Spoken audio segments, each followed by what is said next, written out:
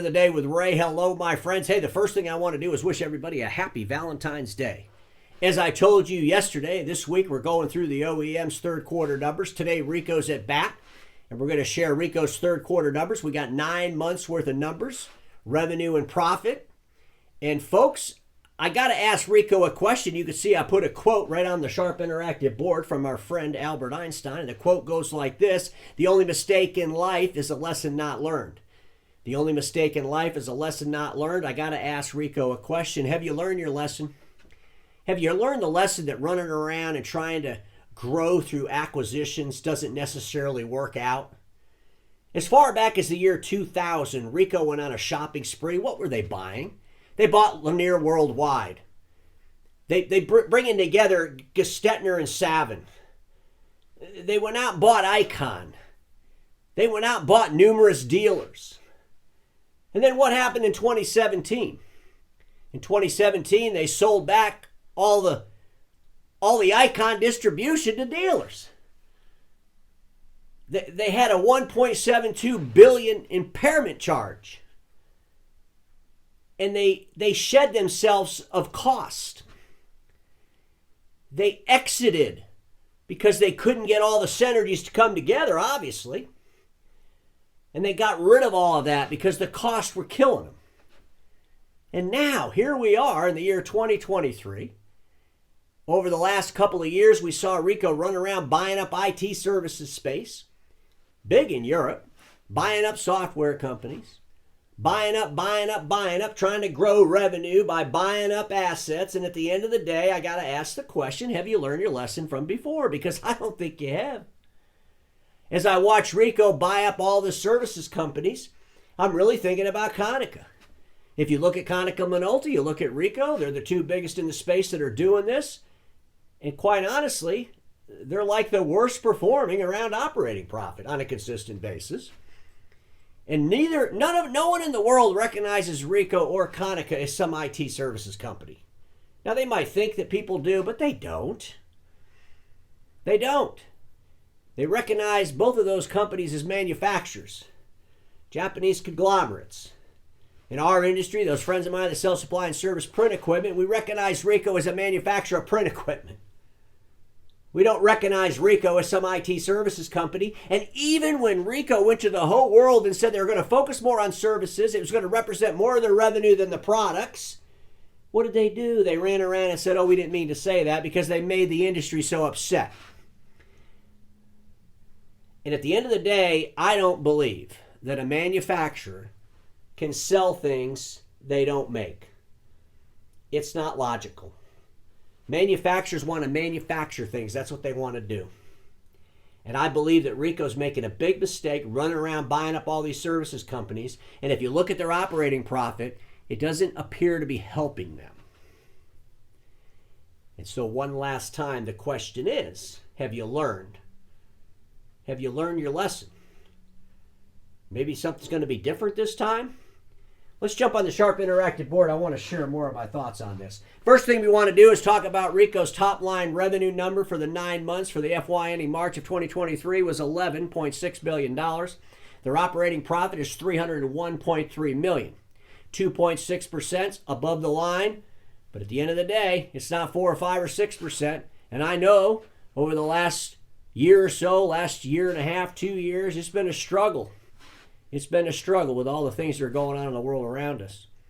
And those struggles that we're seeing, there's even more reason why these companies have to really focus on profitability. They can't be running around buying up growth at all costs. And unfortunately, I believe that's exactly what Ricoh's doing. As part of their presentation, all this is on their website, by the way. I added the stuff in red in my notes, but you can find all this, Ricoh Investor Relations. But this is one of the things they put in there. Key points about performance during term. And it starts right out by saying operating profit jumped 154%. Operating profit went from 2% to 2.6%. When you say it jumped 154%, that's something the Imaging Channel magazine will get a hold of, and they'll put this big glowing article out there. Ricoh knocks it out of the park with operating profit. It jumps 154%. But in all reality, it went from 2% to 2.6%. What else did you say? Performed below expectations owing to weak non-hard recovery and A4 MFP delays in office printing. A4 MFP delays. I love listening to the OEMs talk about how they don't have enough A4. I mean, it mind boggles me. You know, I heard a webinar, and I talked about this before. It was Rick Taylor, the ex-president of Konica Minolta, was on a webinar earlier last year. And what did he say? We knew that we were going to have A4 a long time ago. We knew that the market was going to move to A4 a long time ago. But yet, if you look at Konica Minolta and Ricoh, both of those folks don't really have A4 strategy. Don't really have A4 product lineups. And you would think maybe instead of running around buying up services companies, they could have focused on making A4s and making them better than everybody else in the world. Because by now, if they would have started this 10 years ago, think about the A4 products we'd have out there. We wouldn't even be selling A3 anymore. They'd be dominating the space by delivering robust technology to the end users based on what the end users actually needed. Something to think about, and we all should think about that pretty hard. Scrum services performed well in Japan on strength of back office proposals that do not rely on information and communication technology equipment.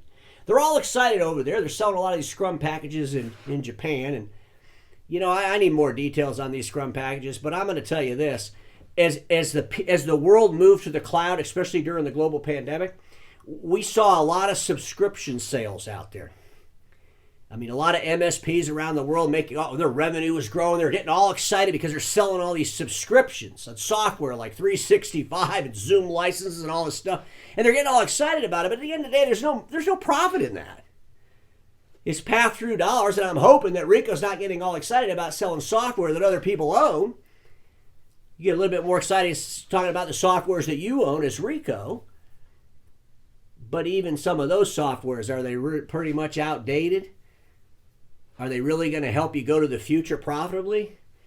Something to think about. And at the end of the day, what is a measurement in performed well? The OEM's got to stop talking about how great things are and how well we're doing, unless you want to back it up with real numbers, real details, real math. Not just revenue numbers, but operating profit numbers as well. America's generated growth in business processes and services in three key sectors: healthcare, financial services, and retailing. Well, you can say that every day of the week. Yeah, we're doing really well in healthcare. We're growing up there in education, doing all this great stuff. What is the math on great stuff? What does generated growth really mean in a number? Ricoh Graphic Communications contributed to earnings by boosting commercial printing hardware and after-services revenue. Folks, this reminds me a little bit of Konica too. We're seeing some pretty big operating profit numbers in this industrial print space in both Ricoh and Konica. And, you know, when I went through this on the second quarter of Konica's numbers, I flat out asked the question, did you have a whole lot of industrial equipment and embellishment equipment that's been hanging around all through COVID, that's been written off, and basically you're out there in the marketplace putting it out there, growing your profit on it? Is that how we're getting our profit? Because we depreciated this off the books? I would love to know more details in this graphic space, because this graphic space is not the growth, it's a bubble. It's a flat out bubble, and it's oversaturated. And I think the OEMs are getting way too excited about this graphics and this industrial print space. And I think they're all going to be shocked when the reality sets in that that space, the volume's dropping too, and it's not going to go back to where it was in 2019. In 2019, y'all were just getting a little bit of pieces of it. You're fooling yourselves in this space, and you better be prepared for when the bubble pops, because it will pop. But think about it. They had $76 million worth of operating profit in that group. That's 25% of the overall operating profit of all of Ricoh, and it's 11% of their revenue. 25% of their overall operating profit, and it's 11% of their revenue at $1.3 billion. You would think that the biggest chunk of operating profit would be coming out of all those services, right? IT services, assessments, security. People pay a lot of money for that stuff, right? I think those are valid questions. This slide, every time I see it, I kind of snicker or crack up a little bit, because, folks, and Ricoh's not the only one that's doing this nonsense. Quit chasing it. Why are we so concerned about getting back to where we were? So I wrote this at the bottom. Maybe it's time we stop focusing on what's not coming back. Ricoh, everybody, stop focusing on what's not coming back. Who cares what's not coming back or when it's coming back? Nobody cares. Nobody cares whether they're printing in the house or in the home, in the office, in the street, at the Kinko's. It doesn't matter. Print and the way print looked in businesses in 2019 is never coming back. And whether parts of the country at 76 or 86% or 45% or 58% is irrelevant. Maybe this chart that someone puts a lot of work into, obviously, maybe you should share with us what we're replacing the print that's not coming back and focus on that. Wouldn't it be nice? I mean, if you're really getting into this services space, wouldn't it be nice if you said, yeah, we know that print's not going to be anywhere near where it was in 2019, but look at what we're doing. Look at what we're doing with reoccurring IT services revenue. Look at what we're doing with our assessments and our compliance work that we're doing for companies all across the world. Look at this profit. It's unbelievable. That would get people excited, wouldn't it? I think it would. So, ladies and gentlemen, the Ricoh Digital Services was a $9.1 billion business through the 9 months of FY, which ends March 2023. But look at this here. You got $9.1 billion as a total, and that total includes office products and office services. And then when you come down here at the operating profit, it's $135.4 million. It's 1.5%.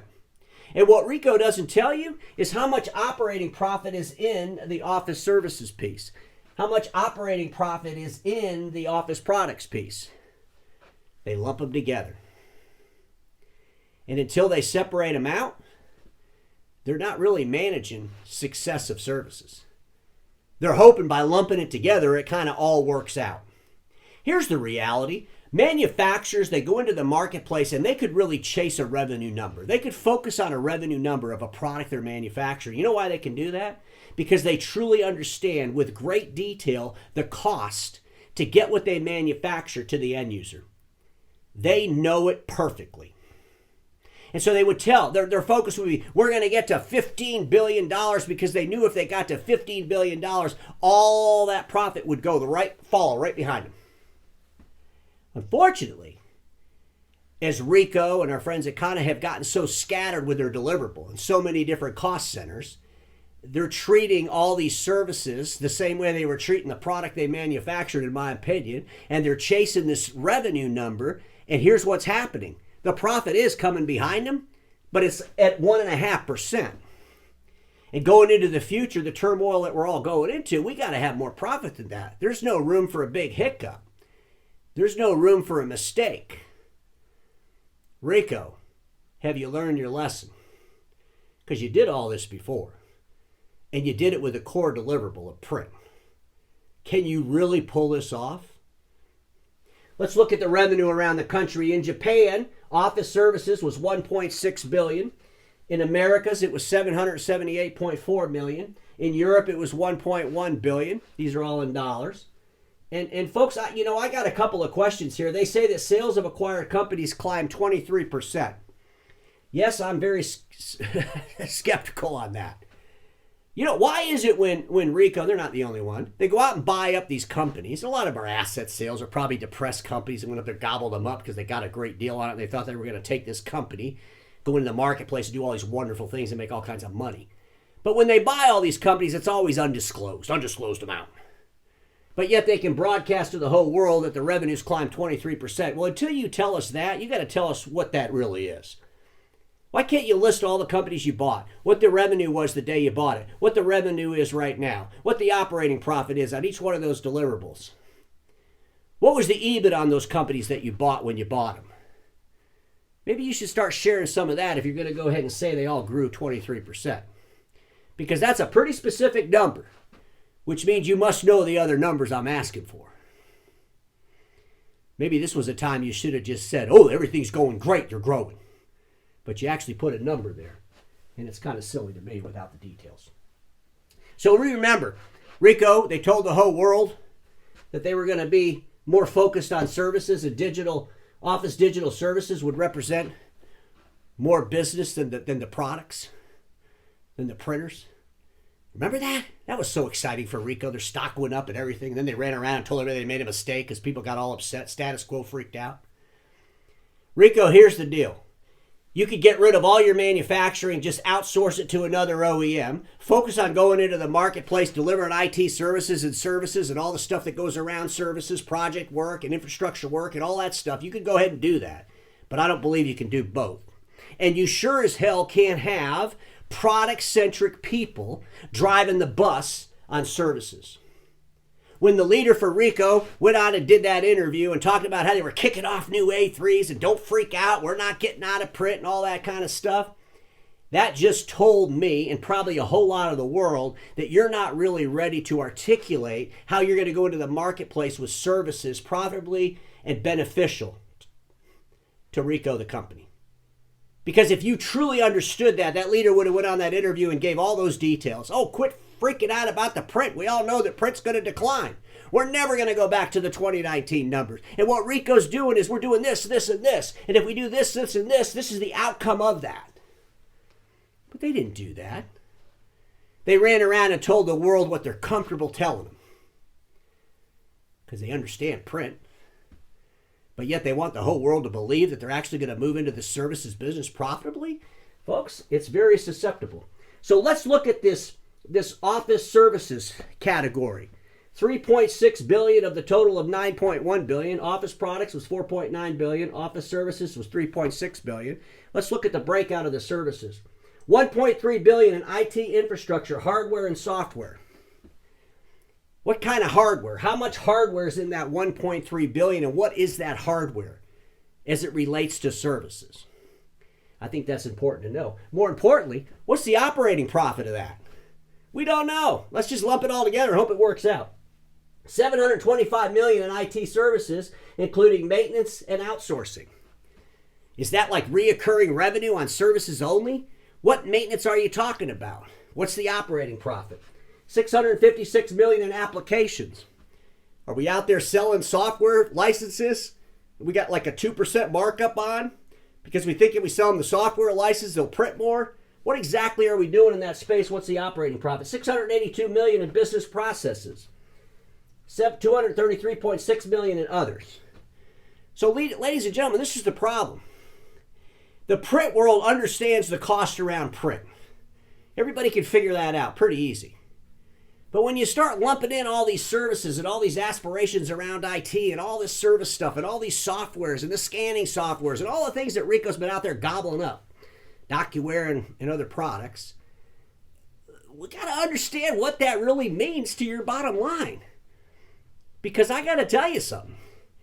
If you keep growing that business and you're going to come in at a 1.5% operating profit, that's not going to work out real well for you.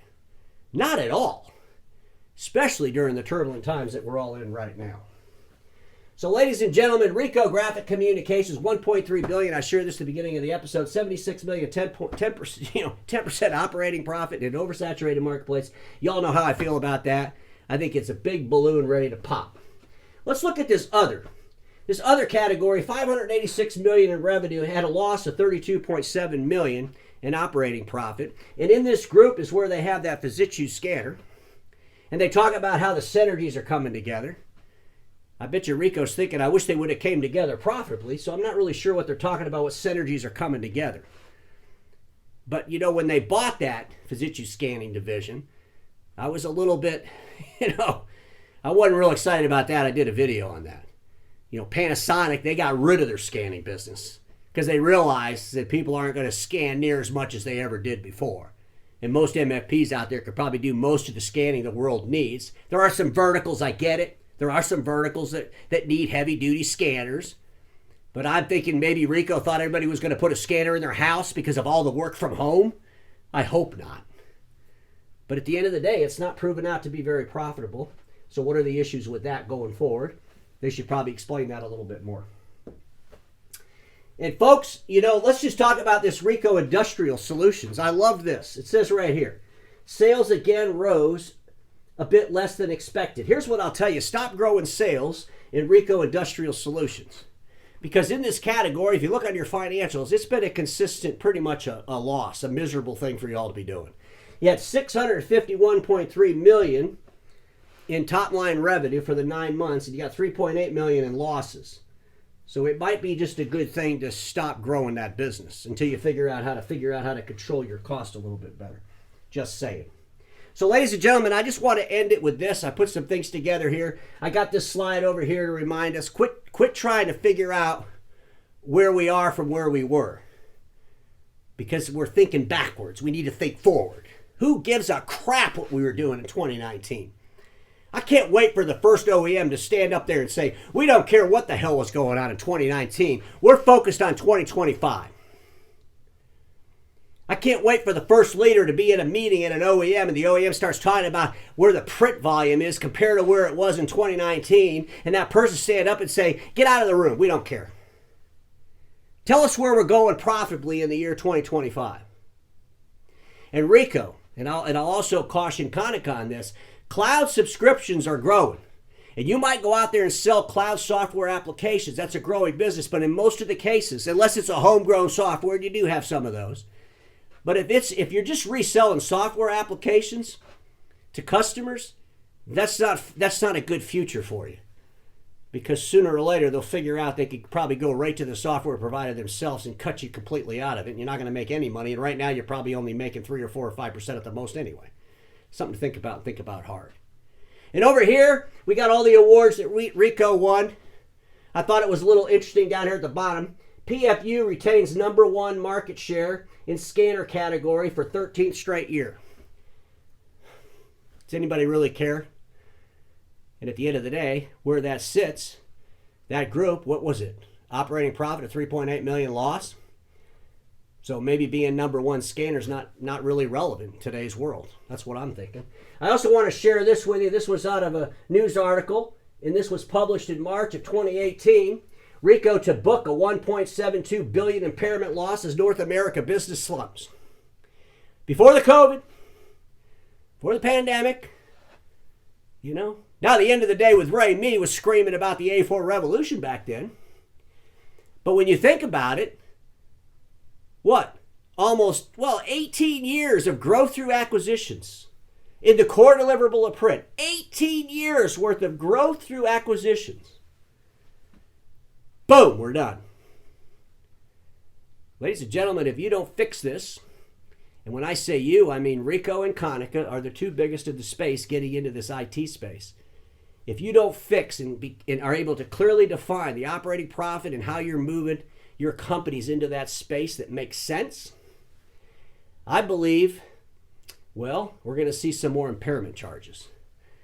I believe we're going to see some evacuations. Because I don't believe, and I truly don't believe this, that OEMs who make stuff can sell services on things they don't make.